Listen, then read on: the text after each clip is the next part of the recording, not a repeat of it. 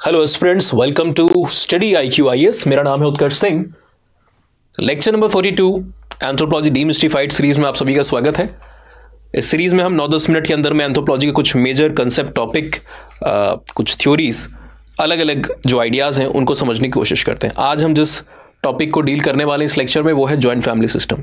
अगर आपको हमारा प्रीवियस लेक्चर याद है, अगर आपने देखा हाल फिलहाल में 41 लेक्चर ऑफ डीमिस्टिफाइड सीरीज, तो वहाँ पर हमने फैमिली का क्लासिफिकेशन किया था। यूजुअली फैमिली का क्लासिफिकेशन सिर्फ उसके साइज के बेसिस पे होता है, पर हमने नेचर स्कोप के आधार पर, डिसेंट के आधार पर, अथॉरिटी के आधार पर, लोकेलिटी के आधार पर और भी कई सारे डायमेंशंस को कवर किया था। Along with that we also discussed कि फैमिली को हम साइज और कंपोजिशन के बेसिस पे किस तरीके से देख सकते हैं। तो एक जनरल क्लासिफिकेशन आपने पढ़ा था जिसमें हमने कहा कि फैमिली साइज और कंपोजिशन के बेस पे 3 भागों में बांटी जा सकती है। एक है सिंपल, एक है आपकी एक्सटेंडेड और तीसरी है जॉइंट फैमिली। अब ऐसा नहीं है कि सारे स्कॉलर्स ने सेम क्लासिफिकेशन दिया है। बहुत सारे स्कॉलर्स ने, चाहे इंडिया में हो चाहे बाहर में, अपना अपना उन्होंने अपनी समझ से क्लासिफिकेशन दी है। जैसे एक इंडियन स्कॉलर है जिनका नाम है KP चट्टोपाध्याय, शॉर्ट में लिख रहे हैं, समय थोड़ा सा कम रहता है इस सीरीज में हमारे पास। इन्होंने जो क्लासिफिकेशन दिया है वो फैमिली को साइज और कंपोजिशन के बेसिस पे सिंपल, कंपाउंड और कंपोजिट के अंदर में बांटता है। ठीक है ना, कंपोजिट के अंदर में बांटता है। सिंपल के अंदर में सिर्फ पेरेंट रहेंगे, माता पिता, और उनके जो बच्चे हैं वो आपको यहाँ पर देखने को मिलेंगे।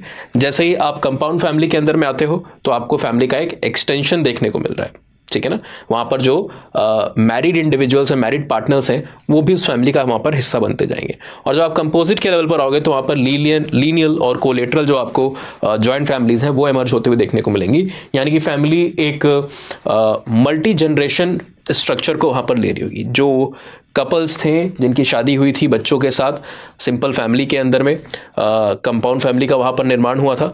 देन अब कंपाउंड फैमिली का भी फर्दर एक स्टेप आगे आप गए तो यहाँ पर कंपोजिट फैमिली बना। तो इनका भी एक क्लासिफिकेशन है, लेकिन हम यहाँ पर आज ये बात नहीं करने आए हैं। इंडिया के अंदर में काफ़ी यूनिक फैमिली सिस्टम आपको देखने को मिलता है जिसको हम कहते हैं जॉइंट फैमिली सिस्टम। जब हम इंडिया के सोशल स्ट्रक्चर, खासकर ट्रेडिशनल सोशल स्ट्रक्चर की बात करते हैं तो उसके कुछ 4 मेजर लेग्स या पिलर्स हमें देखने को मिलते हैं। एक है कि हमारी भाई विलेज बेस्ड सोसाइटी थी।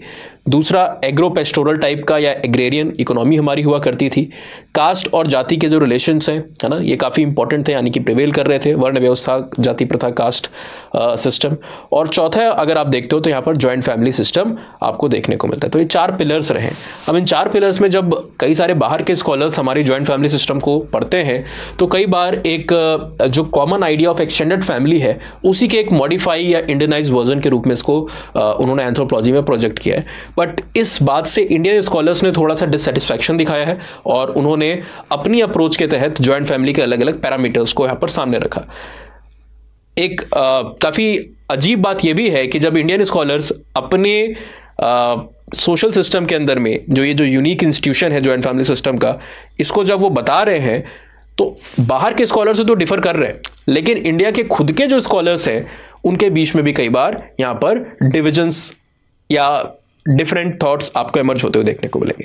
जो सबसे फेमस वर्क है यहाँ पर जॉइंट फैमिली सिस्टम के कैरेक्टरिस्टिक जो हमें बताता है वो है इरावती कार्वे मैडम का। ठीक है ना, एक एंथ्रोपोलॉजिस्ट रही हैं। एंथ्रोपोलॉजी में खासकर अर्ली डेज में फीमेल का पार्टिसिपेशन काफ़ी कम था, इसलिए जो कुछ शुरुआती स्कॉलर्स हैं लाइक इरावती कार्वे मैम हो गई, लीला दुबे जी हो गई, बाद में वीना मजुमदार जी को आप देखोगे तो बड़े नाम के तौर पर इनको भारत में देखा जाता है। इनका एक किताब भी काफ़ी प्रचलित है, किनशिप इन इंडिया एंड युगांत। अगर आपने देखा हो, पढ़ो, कभी कभी UGC नेट JRF का एग्जामिनेशन अगर आप दे रहे हो एंथ्रो के लिए तो वहां पर भी कई बार क्वेश्चंस आ जाते हैं यहाँ पर।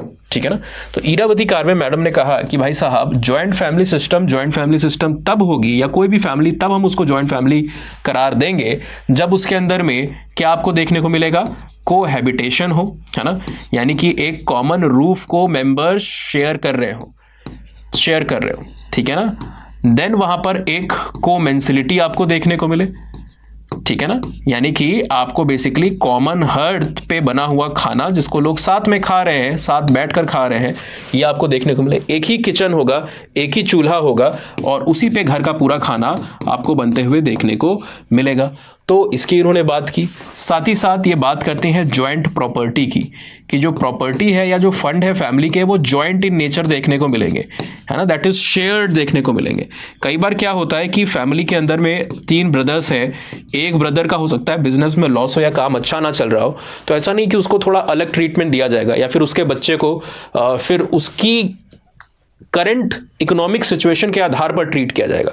अगर बाकी जो भाई हैं उनका काम अच्छा चल रहा है, उनके बच्चे शहर के बड़े स्कूल के अंदर में जा रहे हैं, तो ये जो भाई जिसका काम अभी अच्छा नहीं चल रहा है कुछ समय से, इसके भी बच्चे वहां पर जाएंगे और उसकी पढ़ाई लिखाई या जो भी उसकी नीड्स हैं उसको फुलफिल करने के लिए फैमिली का ये जॉइंट फंड जो है इसको यूटिलाइज किया जाएगा। ऐसा नहीं है कि उसके पास पैसे नहीं तो उसको अलग से ट्रीट किया जाएगा, है ना। तो एक जॉइंट फंड भी आपको यहां पर देखने को मिलता है। नेक्स्ट, जो वी फीलिंग होती है मेंबर के बीच में, ये काफी ज्यादा हाई होती है, और साथ ही साथ जो सेल्फ इंटरेस्ट होता है ना, वो आपको कम देखने को मिलता है। लोगों के बीच में जुड़ाव जो है वो आपको यहां पर ज्यादा देखने को मिल रहा है।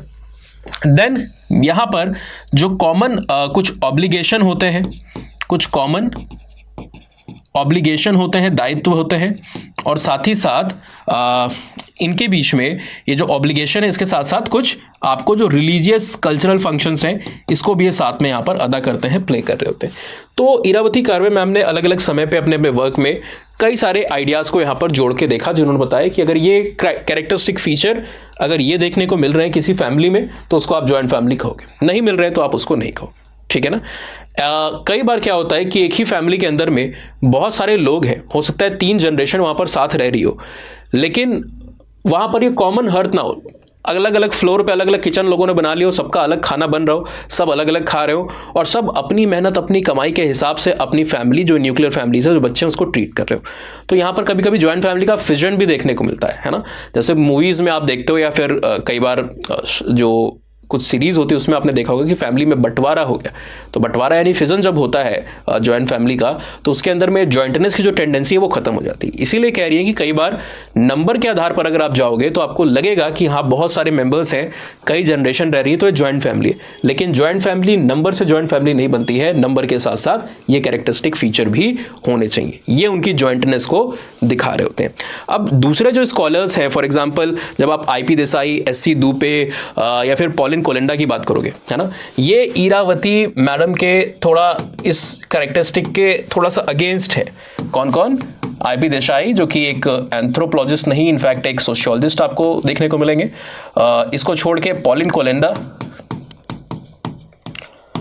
ठीक है ना, और SC दुबे जो कि अगेन क्या है, ये भी एंथ्रोपोलॉजिस्ट नहीं सोशियोलॉजिस्ट है। इनकी किताब आपने पतली सी आती है, इंडियन विलेज इंडियन सोसाइटी, आपने जरूर पढ़ रखी होगी, ठीक है। शरद चंद्र दुबे साहब, लीला दुबे मैम जिनकी अभी हम बात करें तो उनके हस्बैंड हैं। तो इन लोग ने इरावती कार्वे मैम के जिस कैरेक्टरिस्टिक की बात की है, खासकर ये जो कोहैबिटेशन या कॉमन शेयरिंग है, कॉमेंसैलिटी है, इसको उन्होंने माना है कि ये इतना भी ज़्यादा ज़रूरी नहीं है। There are certain other individuals like FG Bailey जो कि एक एंथ्रोपोलॉजिस्ट है।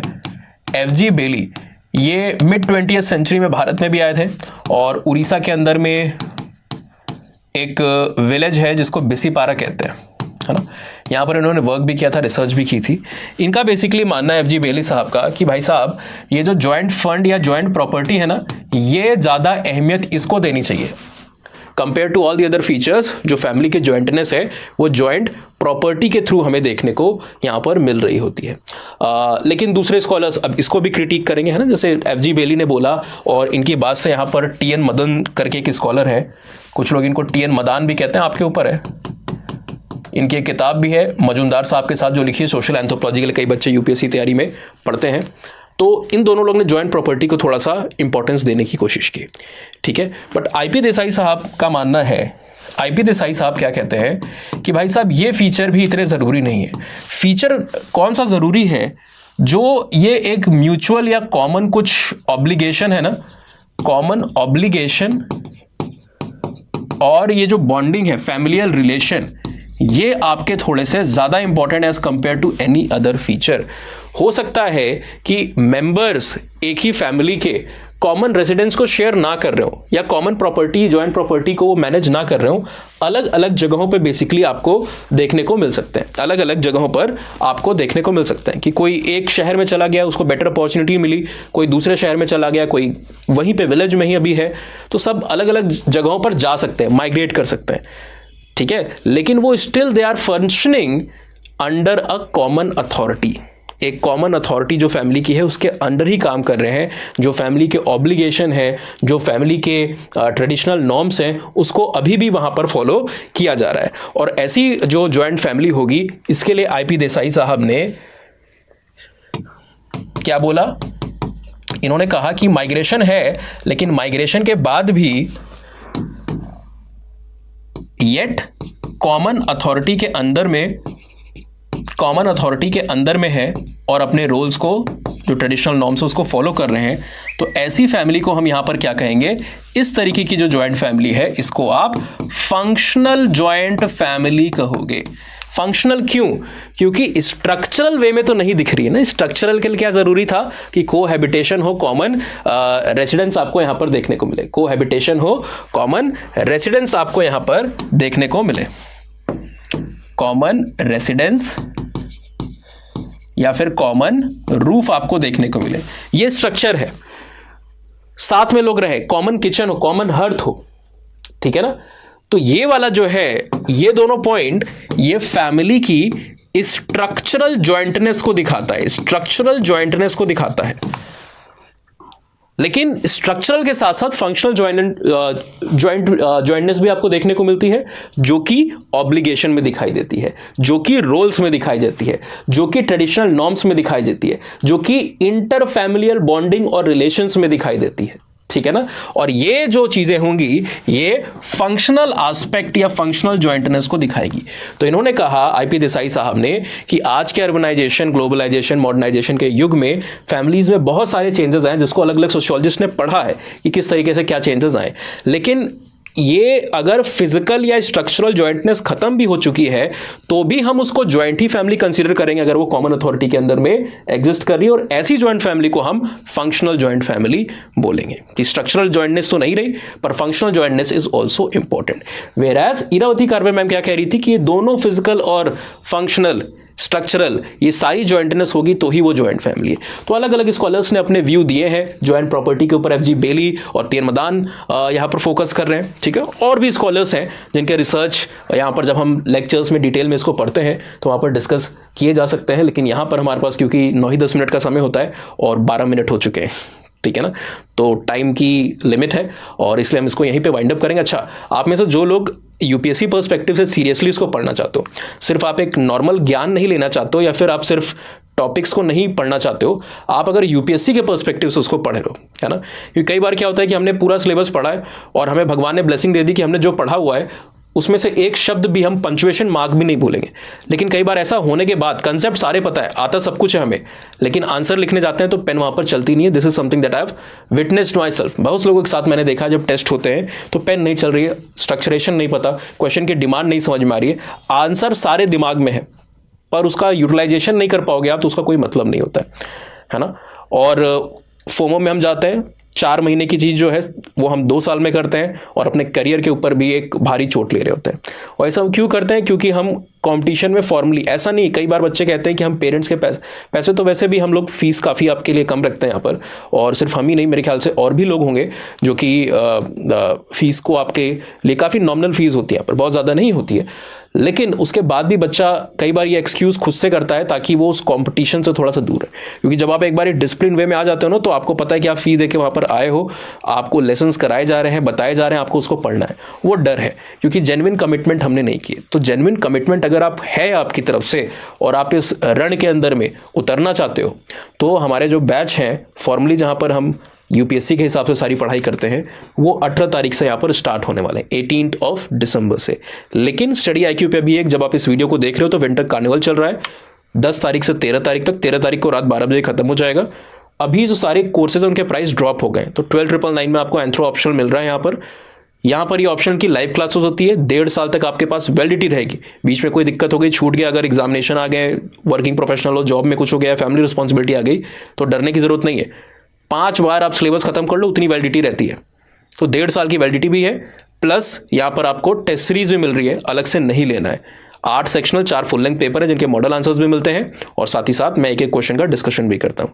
मटेरियल भी यहाँ पर आपको, सबसे बड़ी समस्या तो वही होती है जो हमारा ज़्यादा समय लेता है तैयारी में, वो क्या है मटेरियल, कि हम एक इंसान से सुनते हैं कुछ और बता रहा है, दूसरा कोई और बता रहा है, किसी टॉपर ने कुछ बोला, चौथे टॉपर ने कुछ और बोला, तो हम मटेरियल ही करने में 4 महीने की पढ़ाई को 1 साल तक ले जाते हैं, तो हमें दशा दिशा नहीं मिलती है। तो वो चीज़ आपको चिंता करने की जरूरत नहीं है, यहाँ पर हर चीज़ की रिक्वायरमेंट के हिसाब से नोट मिलते हैं आपको। जो आपकी बेसिक स्टडी है, यानी कि आपका जो रेफरेंस नोट है उसको क्रक्स कहा जाता है, वो भी आपको दिया जाता है। क्लास पीपीटी जो कि समरी नोट्स हैं, हैंडरिटन नोट्स जो कि रिविजन नोट्स हैं आपके, और एनरिचमेंट के लिए आपको वैल्यू एडिशन नोट भी दिए जाते हैं। तो एक कंप्लीट पैकेज आपको अगले कुछ घंटों तक, है ना, जब आप इस वीडियो को देख रहे हो 13 तारीख को रात 12 बजे तक 12,999 में एप्लीकेबल है। हाँ, ये कोड लगाना मत भूलिएगा, यूएस लाइव को लगाना आपको जब भी एडमिशन आप लो। स्टडी आईक्यू के हर कोर्स में यूएस लाइव लगाते ही मैक्सिमम डिस्काउंट वहां पर आपको मिल जाता है। कोई क्वेश्चन है, डाउट है, कुछ पूछना है ऑप्शनल के रिगार्डिंग, दुविधा है मन में कि क्या ये मेरे लिए सही ऑप्शनल होगा, या फिर एनरोलमेंट के समय कोई दिक्कत आ रही है, समझ में नहीं आ रहा है कुछ, तो ये आईडी दी हुई है, इसके ऊपर मुझे रीच आउट कीजिए। अपनी आईडी से या फिर घर वालों की, दोस्तों, किसी की आईडी से मुझे मैसेज कर सकते हो। अगर किसी की इंस्टा आईडी नहीं है तो ईमेल के ऊपर भी आप मुझे मैसेज कर सकते हो। प्रीवियस ईयर क्वेश्चंस और फ्री एंथ्रोपोलॉजी के कई सारे नोट्स आप इस टेलीग्राम चैनल पे एक्सेस कर सकते हो। हाँ, नए बच्चों को मैंने बताया कि ये कोड हमेशा इस्तेमाल करना है स्टडी आईक्यू के हर कोर्स में एनरोलमेंट के समय, लेकिन जो पुराने बच्चे हैं, जो पहले से एनरोल्ड हैं या फिर थे स्टडी आईक्यू के किसी भी कोर्स में, वो एक्स्ट्रा डिस्काउंट कोड को यहाँ पर मुझसे प्राप्त कर सकते हैं इन्हीं आईडीज पे मैसेज करके। अपना रजिस्ट्रेशन, रजिस्टर्ड मोबाइल नंबर बता दीजिएगा मुझे और अपना पूरा नाम बता दीजिएगा, मैं आपको टीम से एक्स्ट्रा डिस्काउंट कोड वहां पर लेकर के सेंड करवा दूंगा। ऑप्शनल में एनरोलमेंट कैसे लेना, ये देखिए सारे कोर्सेज लिस्टेड है। ये हमने एंथ्रो को खोला यहाँ पर, ठीक है ना। ये विंटर कार्निवल है, उसके बाद भी प्राइजेस कितने दिख रहे हैं, 16,200 कुछ रुपए, लेकिन यूएस लाइव लगाते ही ये कम हो जाएगा 12,999। ये नए बच्चों के लिए, जो पुराने बच्चे उनके लिए और डिस्काउंट फर्दर हो सकता है। मेरी आईडी पे आप कम्युनिकेट कीजिए for those discount. Hopefully see all in the upcoming batches, otherwise the next video